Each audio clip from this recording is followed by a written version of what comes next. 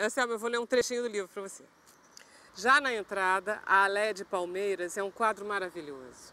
Aquela Aléia triunfal que o rei Dom João VI mandou fazer há quase um século e meio e que é tão magnificamente simétrica e firme como as colunas de um templo grego milenar. E por aí vai. É um canto de amor ao Brasil, né? O livro é um sucesso, mas um sucesso à parte. Quem faz é o título do livro, porque a partir de então muita gente usa essa expressão ufanista, meio nacionalista, Brasil, país do futuro. E o Obama, né? O Obama, quando esteve aqui, ele usou essa expressão dizendo assim, o Brasil já não é mais o país do futuro, o futuro chegou. O exagero dele no sentido de que o Brasil tem uma economia pujante, é um país que cresce e tal, mas em termos de indicadores sociais, educação, saúde e renda, ainda está lá na rabeira, né? Mas um dia a gente chega lá, não chega? Chega! O Brasil é o país do futuro. I first came to Brazil in 1936 and immediately fell in love with the country. By comparison, Europe was about to destroy itself. If an earthly paradise exists, then it can't be far from Brazil. Last year, exhausted and disillusioned, I went back with my second wife, Lotte. But it was a different Brazil that I arrived in. And besides, one can never really escape from a nightmare.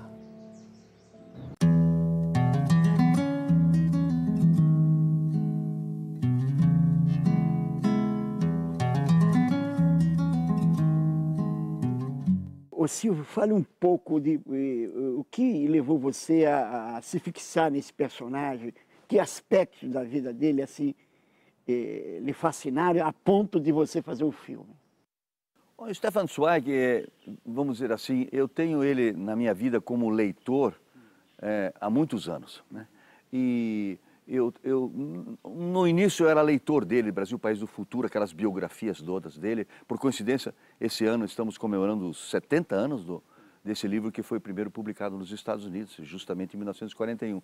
Mas eu não pensava em fazer um filme sobre o Stefan Zweig, não é? Mais tarde, nos anos 80, eu descobri o livro do Alberto Dines, Morte no Paraíso, né? Onde ainda li o livro nos originais, quando eu encontrei o Dines. E ali o Dines consegue, com a perspicácia e como grande escritor e jornalista que ele conseguiu fazer vamos dizer assim, uma investigação praticamente policial dos últimos dias, dos meses que o Stefan Zweig morou aqui no Brasil, que foi entre agosto de 1941 até o dia 20 de fevereiro de 42, quando ele se matou com a mulher, a Lotte, a Charlotte Altmann. E a partir digamos, dessa investigação, eu diria assim, né, minudicente, eu fiz uma ficção. How beautiful you are tonight, Leonie.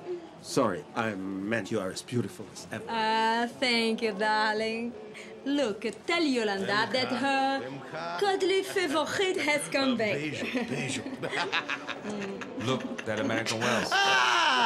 You see, Mr. Zweig, I carry it wherever I go. Então, a segunda vez ele veio em 40, já para escrever o livro, para ficar uma temporada aqui, para fazer pesquisas e tudo. No Rio de Janeiro. No Rio de Janeiro. Deu um pulinho em São Paulo também. Mas, nesse intervalo, o Abraão Coogan, que é o editor dele, que é o editor dele, um jovem, muito empreendedor, um homem que revolucionou o mercado de livros aqui, de coleções porta a porta. Ele levou o Stefan Zweig para visitar algumas coisas da comunidade judaica e levou ele a uma escola. E nessa escola estudava eu. E conta um pouco desse contato, fala. Então, isso foi em setembro de 1940, eu tinha 10 anos. Desculpe, 8 anos. Tinha 8 anos, mas já sabia quem era Stefan Zweig. Por quê? Porque quando ele veio em 36, o meu pai, que era amigo do Coogan, ganhou um retrato autografado pelo Stefan Zweig, mas dedicado ao meu pai mesmo, a Israel Dines, Stefan Zweig, agosto de 36. Esse retrato ficou no escritório do meu pai a vida toda, e eu, criança, via aquele olhando para o futuro, aquela fotografia bem bem clássica. É, né? legal, legal. E de repente eu estou na minha escola, uma escola pequena em Vila Isabel, né? E o diretor fala, hoje nós não vamos ter aula porque vem aqui um grande escritor, vamos tirar, ele vem visitar a escola e vamos tirar um retrato com ele.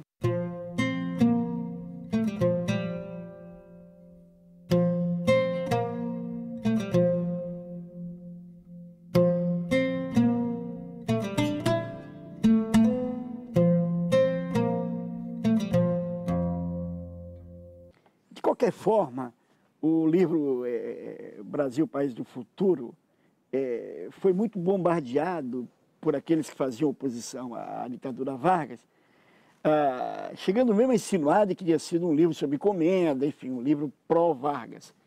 Fale um pouco dessa polêmica, por favor. Quando o Stefan Zweig esteve no Brasil em 1936 pela primeira vez, e por acaso, porque ele foi a um congresso do PEN Clube em Buenos Aires, e na volta passou por aqui, ficou surpreendido com os intelectuais brasileiros todos falando francês e toda a gente muito preparada. E ele, quando voltou à Alemanha, ou à Áustria, não me lembro exatamente agora, ele publicou um pequeno opúsculo chamado Eine kleine Geschichte aus Brasilien, uma pequena história do Brasil, né? Onde ele já faz uma declaração de amor ao Brasil. Ali é o DNA do livro Brasil, País do Futuro, nasceu naquele livro. Que não tinha nada a ver com Vargas. Que não tinha nada a ver com Vargas, não se fala em política, né? E depois, quando ele esteve aqui, há essa polêmica de que ele teria escrito esse livro sob encomenda para conseguir o visto de permanência. Isso é uma coisa muito ambígua, porque quando eu fiz o documentário para a televisão alemã, um dos entrevistados, um alemão que eu conhecia pessoalmente, ele teria ouvido do Stefan Zweig, que ele disse, eu jamais iria escrever alguma coisa elogiando dieser kleine Diktator, este pequeno ditador. Essa que foi a tragédia do livro, porque ele queria falar do Brasil, país, povo, e falou sobre isso. E imaginaram que ele estava falando sobre governo e Getúlio Vargas. O governo também puxa, né? O governo, evidentemente, que se serviu disso. Aqui mesmo, aqui no Catete, né, no Museu da República, aqui atrás, o Getúlio Vargas o recebeu ali na varanda, ali em cima. Né, o recebeu, ele assinou livros, autografou livros para os funcionários e tudo. O governo tirou todo o proveito. Que qualquer governo tira. Tira. O governo Vargas concede o visto de permanência a Stefan Zweig no dia 5 de novembro de 1940. A relação entre Stefan Zweig e Getúlio Vargas sempre foi de cordialidade. Em relação ao suicídio dele, quer dizer, qual é a relação ou do Brasil ou da Europa com o suicídio? Pois é, porque o Vargas, quando eclode a Segunda Guerra Mundial, ele fica numa posição de neutralidade. Ele não se alinha nem com um nem com o outro. Então, esse contexto da neutralidade no primeiro momento do Brasil, que deve ter agradado muito Stefan Zweig, no segundo momento, quando o Brasil, de fato, mesmo se alinhando com os Estados Unidos, mas entra na guerra, eu acho que é um momento dramático da vida dele. Porque em 42 já está mais ou menos, quer dizer, o Brasil ainda não enviou tropas para a guerra, que ela só envia no finalzinho, mas ela já rompe com o eixo, dando demonstrações de que iria, em algum momento, tomar, e já estava tomando partido pela guerra. Então, eu acho que isso produz no Stefan Zweig, certamente, tipo assim, não tem mais lugar de neutralidade. Todo mundo está envolvido numa guerra, uma guerra fratricida, e que para uma pessoa como ele, né, que era um pacifista, um universalista, um cosmopolita, eu acho que essa posição do Brasil é muito dramática. Eu tenho a impressão que isso deve ter acelerado, né, esse processo de uma pessoa que já devia ter suas tendências, né, suas angústias, suas tendências suicidas, não sei a personalidade exata dele, mas certamente é muita coincidência que em 42, né, no momento que o Brasil toma essa posição, uma semana depois, praticamente, ele está se matando. É preciso não esquecer, Anselmo, uma coisa muito importante. 4 dias antes dele se matar, o primeiro navio brasileiro foi torpedeado pelos nazistas. Porque ele fugiu da guerra lá na Inglaterra e a guerra veio atrás dele na América do Sul, onde ele achava que seria o santuário do humanismo, não é? E ele era um pacifista. Ele sempre disse, eu sou contra o nazismo, mas eu não vou falar nada a favor da guerra. Em 1942, deprimido com o crescimento da intolerância e do autoritarismo na Europa e sem esperanças no futuro da humanidade, Stefan Zweig escreveu uma carta de despedida. Ele e a mulher tomaram uma dose fatal de barbitúricos no dia 23 de fevereiro. Há alguma decepção sobre o Brasil? Não, na carta que ele deixou pública, é uma carta de amor ao Brasil. Ele agradece a hospitalidade, diz que não há país melhor para alguém reconstruir a sua vida. Só que ele dizia, eu já estou com 60 anos, eu já não tenho mais energias para reconstruir a minha vida. Mas aqui seria o lugar onde eu poderia reconstruir a vida. O que o Walt Whitman viu, Mayakovsky viu, outros viram também que a humanidade vem renascer no Brasil. Teddy Roosevelt sentiu, Rabindranath Tagore, Stefan Zweig viu também.